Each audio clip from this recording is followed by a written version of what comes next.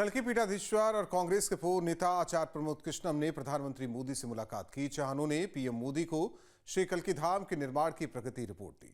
News state संवाददाता ने आचार्य प्रमोद कृष्णम से खास बातचीत की। किस तरह के संदेश आपकी तरफ से और मोदी जी की तरफ से आपको दिए गए? देखिए, पिछले साल प्रधानमंत्री जी श्री कल्की धाम का शिलान्यास करने हमारे यहाँ आए थे और श्री कल्की धाम भारत का ऐसा पहला धाम है जो अवतार होने से पहले स्थापित हुआ और उसकी जो प्रगति है उसके विषय में मुझे उनसे मिलना था कि जिस धाम का आप शिलान्यास करके आए हैं तो हमारी इच्छा है, हमारी भावना है और हमारे नहीं करोड़ों सनातनियों की भावना है, सनातन धर्म को मानने वाले करोड़ों लोगों की ये भावना है कि श्री कल्की धाम का शिलान्यास जिस तरह से श्री कल्की धाम का शिलान्यास प्रधानमंत्री मोदी जी ने अपने कर कमलों से किया है, तो कल्की धाम के निर्माण को पूर्ण होने के बाद श्री कल्की धाम की प्राण प्रतिष्ठा भी उन्हीं के हाथों से हो। तो ये एक जज्बात है, ये एक भावना है, ये एक इमोशन है, श्रद्धा है, आस्था है। और फिर विश्व की पहली कल्की कथा हमारे यहाँ 7 दिन आयोजित हुई थी अभी जगत गुरु रामभद्राचार्य जी के मुखारविंद से। तो ये पहली कल्की कथा हुई, तो उसका प्रसाद भी मैंने उनको दिया। श्री कल्की धाम का अंगवस्त्रम दिया। प्रधानमंत्री बहुत खुश थे। उन्होंने बहुत गंभीरता से कल्की धाम के निर्माण के संबंध में एक एक बात की जानकारी मुझसे ली। मुझे उनसे मिलके बहुत अच्छा लगा और मुझे लगा कि वो कल्की धाम, प्रधानमंत्री जी की एक नेचर है कि वो बहुत बारीक बारीक चीज़ों पे बहुत ही ध्यान रखते हैं और उसके बारे में एक तरह से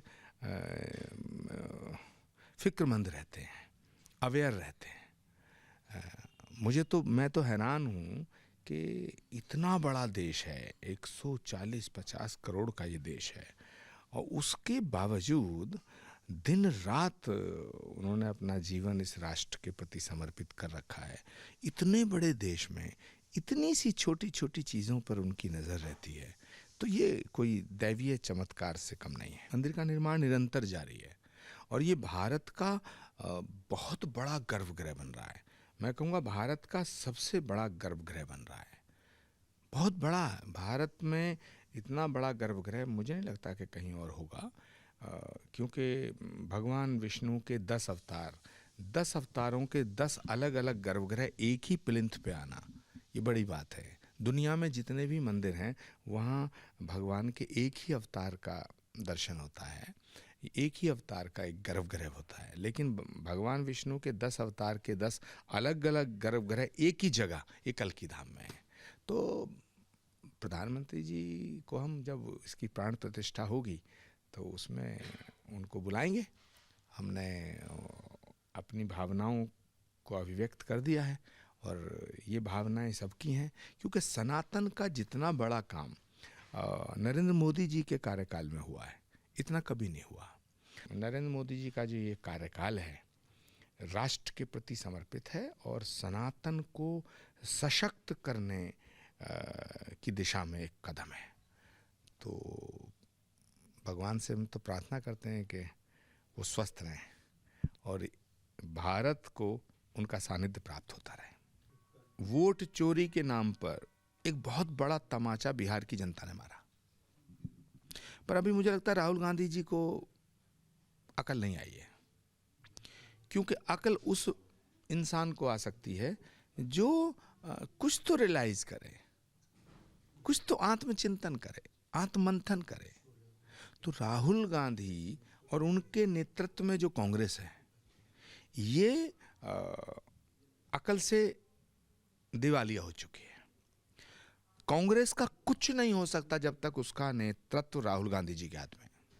अगर कांग्रेस को अपने आप को बचाना है और कांग्रेस पार्टी को देश में थोड़ा सा ताकतवर बनाना है तो सबसे पहले राहुल गांधी जी को पार्टी से निकालना होगा।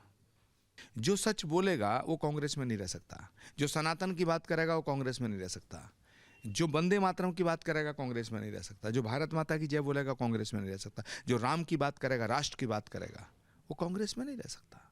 कांग्रेस में वो रह सकता है जो मोदी को रोज गाली दे, अमित शाह को रोज गाली दे। कांग्रेस में वो रह सकता है जो पाकिस्तान से दोस्ती करे।